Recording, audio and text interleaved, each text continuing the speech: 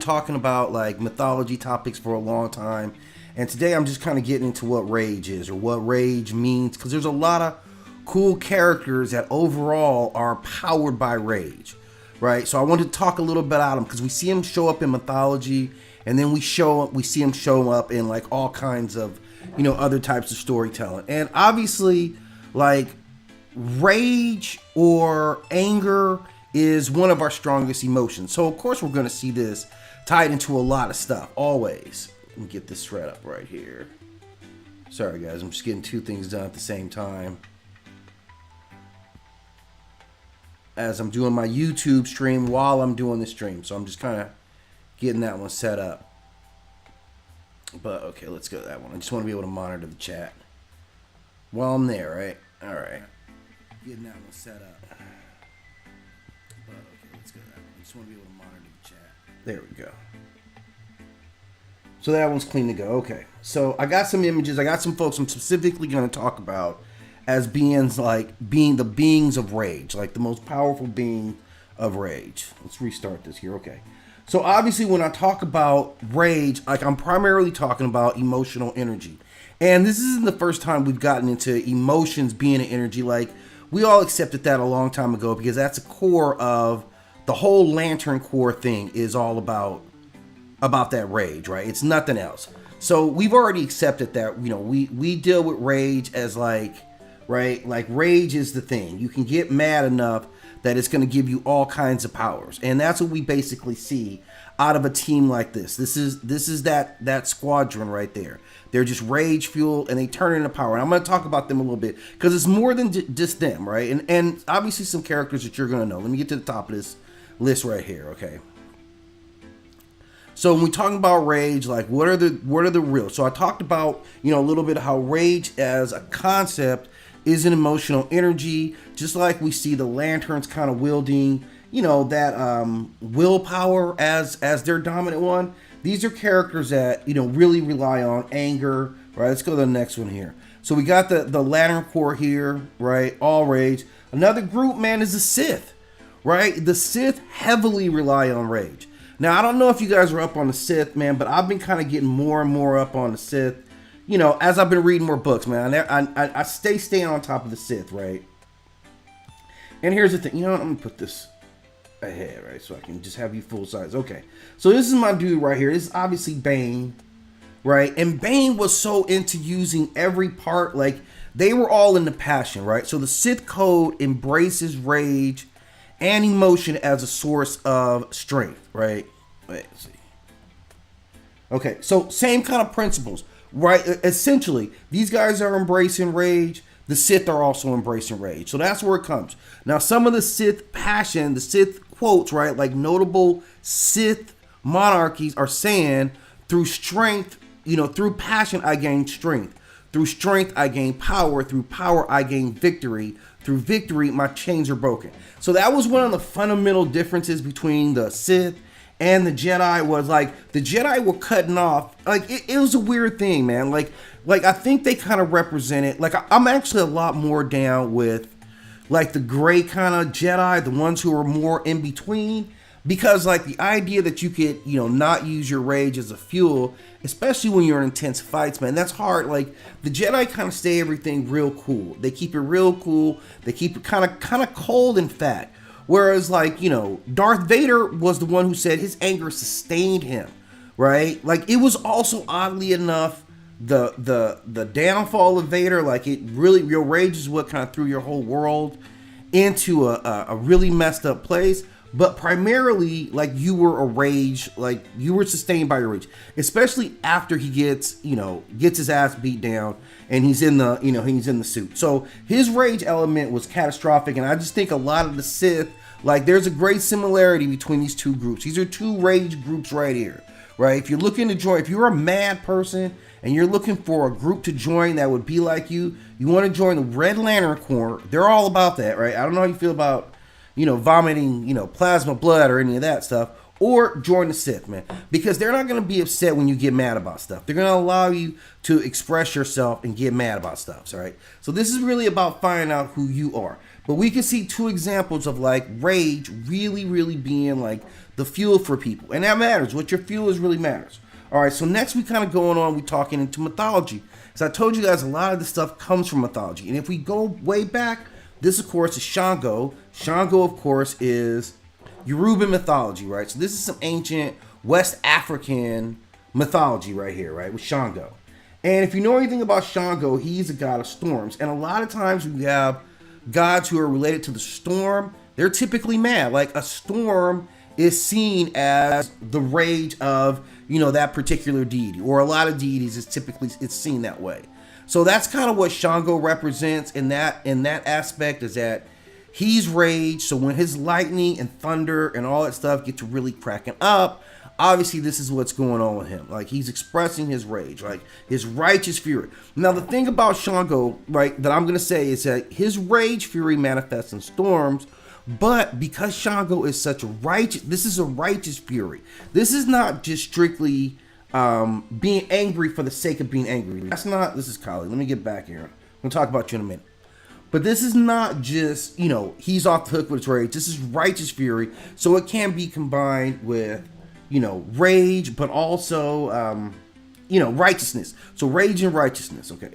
So the next god I want to take a look at here is, you know, this god here, right? This god is here. It's Kali. Now, Kali is also got a special kind of rage. She is absolutely fueled by her unrelenting hunger for battle, right? Her rage is divine and uncontrollable at the same time. Like she's always shown, you can see here, when you're dancing in fire, if you can see that, like dancing in fire really means like that's what it's all about. Fire is that ultimate kind of chaos.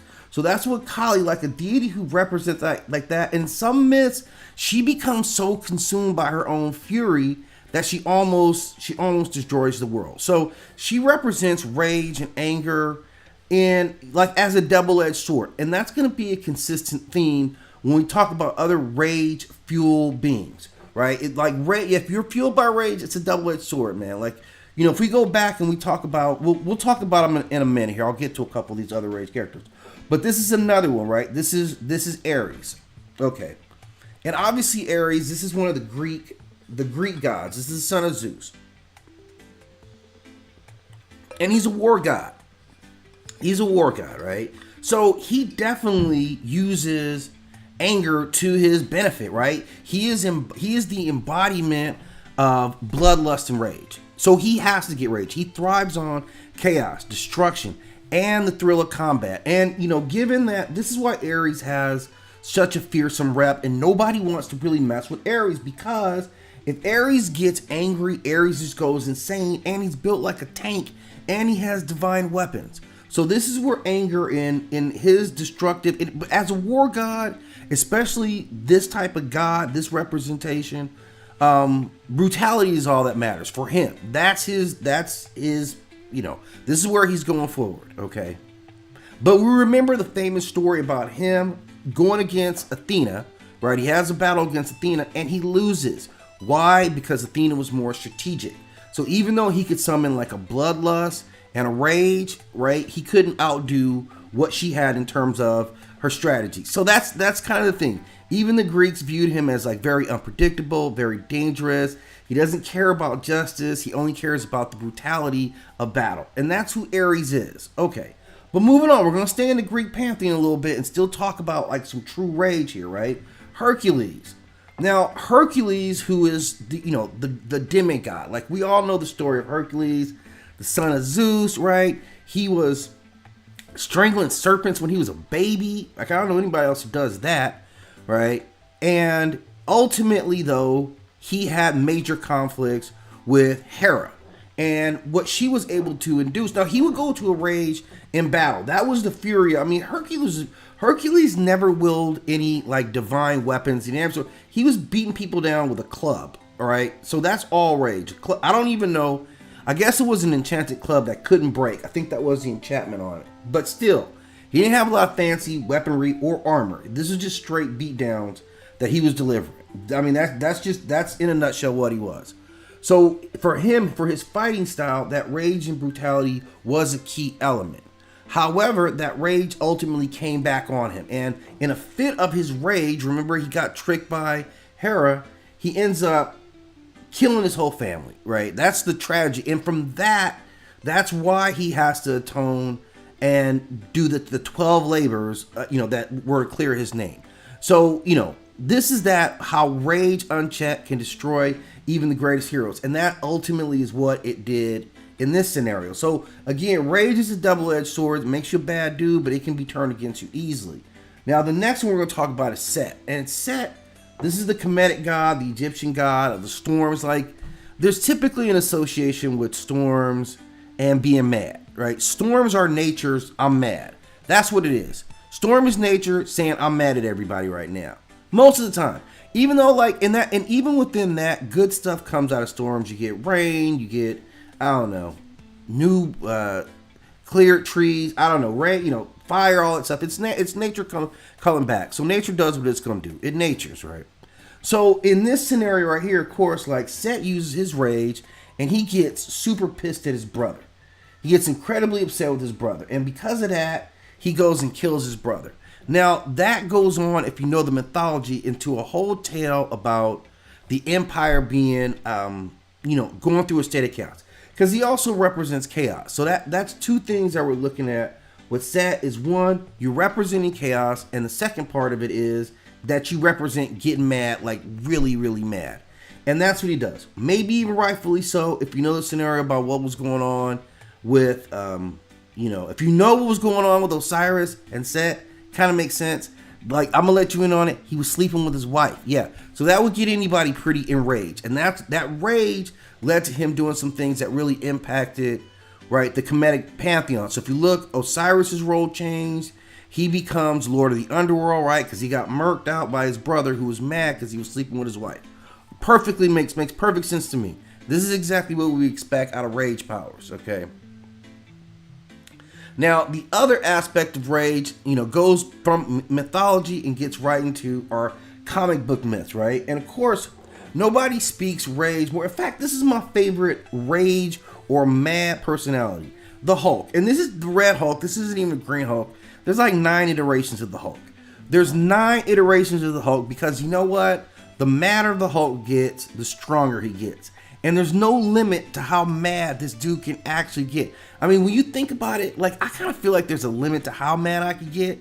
That's truthfully, I do feel like I can only get so mad and then something's going to pop. That's what I feel would happen. But the Hulk is the most embodiment of mad or rage being a double-edged sword. It comes through, his life has been in shambles.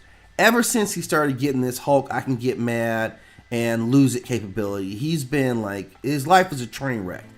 Because this stuff goes into more than just rage. I guess see when he gets excited, but his is a gift and a curse. So that's kind of the story. Again, you can see rage is kind of reflected in Hercules that same way where you have this strength, but man, it's a nightmare for you.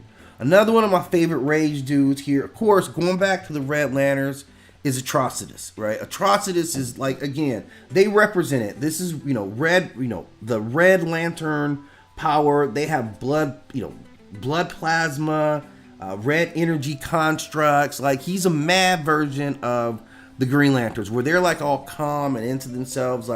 These guys go for it and their rage is highly destructive. So again, a good representation of that. And then another one of my favorites, man, we really think about it, is Ghosty. Ghost Rider, right? Ghost Rider is the embodiment vengeance. This is all vengeance, which comes from rage and retribution. So that's really what he represents. And I think it's very telling because one of the most powerful aspect of Ghost Rider is his penance stare, where he just stares you down because everybody knows what you did. You know what you did, and he knows what you did, and he's upset about what you did. So he's here to get back for what you did. Right, so that's where it is. It's all about him being mad that you were such a shitty person and you did evil stuff. Why even need to come down here? So this is another character that's fueled by rage, but and the double-edged, the other side of the sword is it for him is that the more he uses his ghosty powers, the more he gets kind of sucked into it too. It's not just I can just go out and wreak havoc on people, serving justice. he also has a cost to bear. So, you know, again, this in storytelling, we see a lot of people who pay a cost for being mad, even though you get, you know, mad is a great fuel. Mad is a great fuel. But it seems like you never enjoy anything. Like going back to the Sith guys, like Darth Bane was constantly in pain. Darth Vader's constantly in pain. And that's how they maintain getting mad. They're willing to give up like not being in pain so they can maintain their mad.